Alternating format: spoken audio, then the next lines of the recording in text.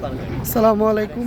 আমরা এখন আসছি মসজিদুল কুবা দেখার জন্য। এই হচ্ছে মসজিদুল কুবা।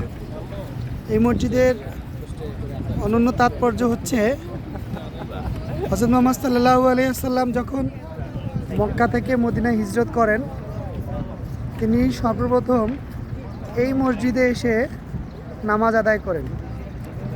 মদিনায় প্রথম এই মসজিদে নবী সাল্লাল্লাহু আলাইহি ওয়াসাল্লাম হিজরত করে আসার পর এই মসজিদে প্রথম নামাজ পড়েন।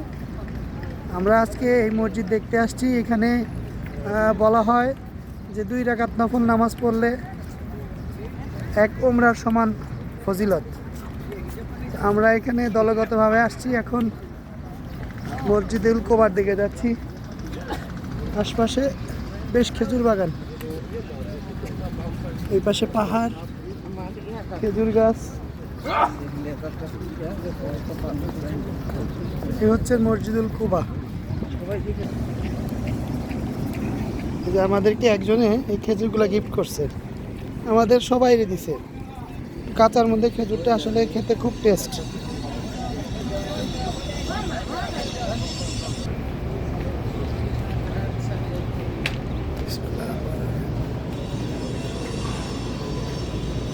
আল্লাহ, হাতে নিয়ে আসেন, জেনে আমরা বসবো, জুতা সেখানে রাখবো।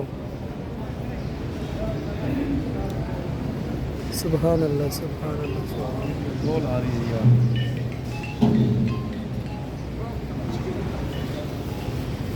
सही जो ना फटा केम सही रहा